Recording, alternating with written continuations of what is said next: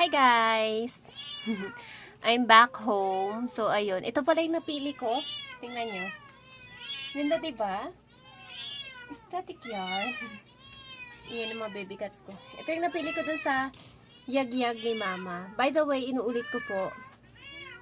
Ang yagyag is, diba sa mga, yung bulto, yung mga hindi na nabebenta, yun na yung yagyag. I mean, kasi kukuha na sila ng bago. Parang ganon. Yung mga tira na, ganon, yagyag.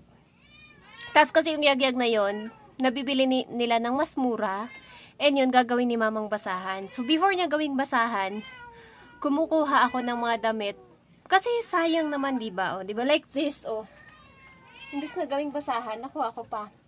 And ang ganda niya pa, guys. Ayun, ito pala yung mga nakuha ko kanina. Ang dami nila. Hindi ko na plastic kasi sobrang dami. So, binalot ko na rin siya sa damit. Another damit. Papakita ko sa inyo yung mga napili ko tapos isusukat ko. One by one. Yung iba dito is tingnan nyo. Apya. Yung iba dito, ibibigay ko kina Ligaya, kina Celine, si Nessa, ganun kung may mapili si Nessa. Okay.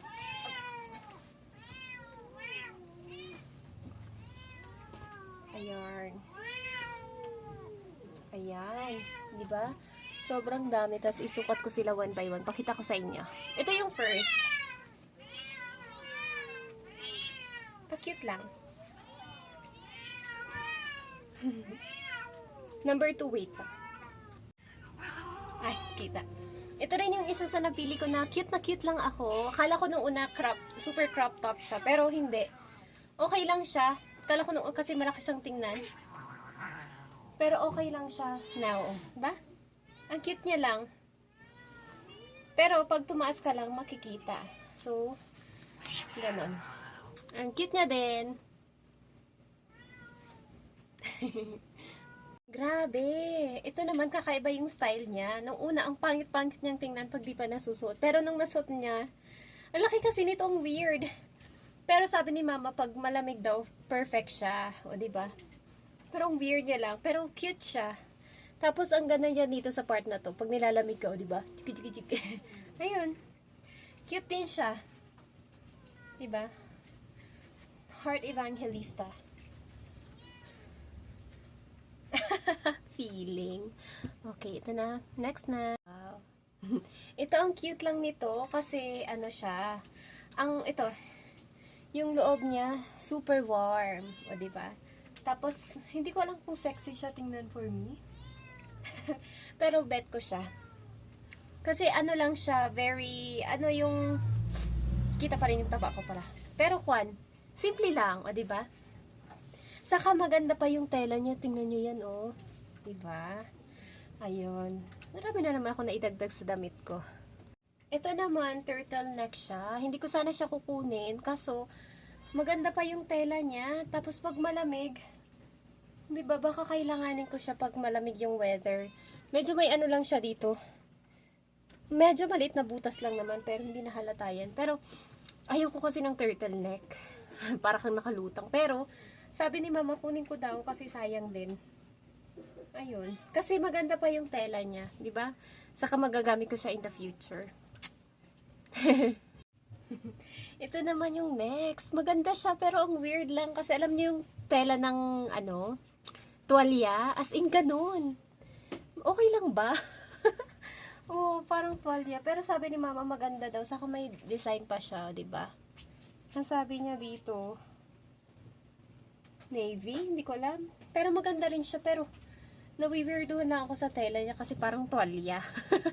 Ayun, pero maganda rin yung color niya. Lakas lang makatwalya.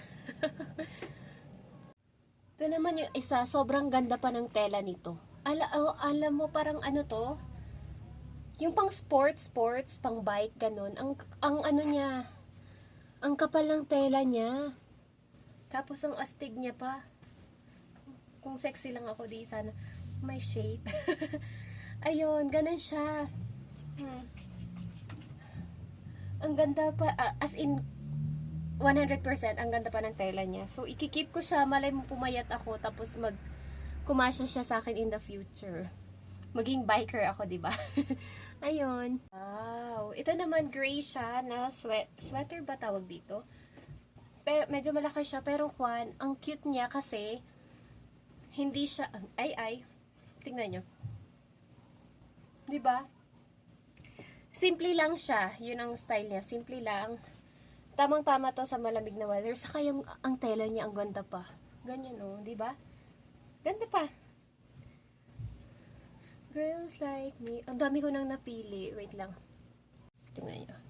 Maganda din siya. Ganito siya, polo. Shirt ba tawag dito? Maganda din siya. O, di ba pa din yung style? Ganon. Kita yung bilbil. Ganyan, di ba? Pwede din siya. Kaso lang wala na siyang isang botones. So, okay lang naman. Diba? Pwede siyang stylean ng gano'n. Ba kita yung chan? Yan, yun na yung chan ko. Ganyan. Okay din siya. Kasi ang gusto ko dito, yung details niya. Ano ba yung detail niya? Saka, ang cute pa ng, maganda pa yung tela. Diba? So, sayang naman kung hindi natin ikukuha. Ito, maganda din siya. Pero, parang malaki sa akin. Niisip ko, baka kasya kay Celine, kaya kinuha ko, kasi maganda pa yung tela niya. Wala kasi akong hoodie, Celine. Kaya, ayun. And, of course, meron tayong cat design. Hello! Cute niya. Para kay Ligaya yan, mga pusa-pusa. Kasi parehas kaming cat lover. And then, this one, oh. Magaganda pa sila. Bahala na kung sino magka-trip nito. Ayan o. Basta may mga pusa, kinukuha ko na. At hindi na yun sa akin.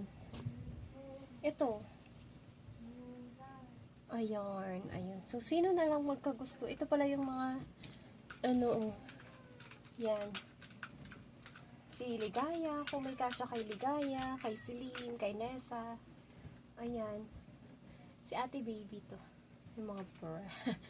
Yung napili ko, ito, ang dami kong napili guys, sobra. Pero ito hindi, isasama ko na to dun, kasi baka magustuhan ni Slim.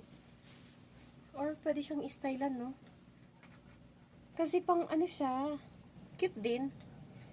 Ito, 1, 2, 3, 4, 5, 6, 7, 8, 9. Oh my gosh, ang dami ko na namang lalabahan. So, kailangan ko na naman ng hanger.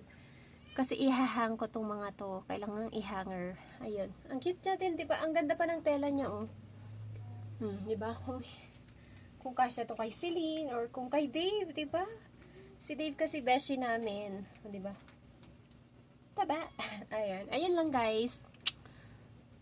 Ay. Tumakas. Love you.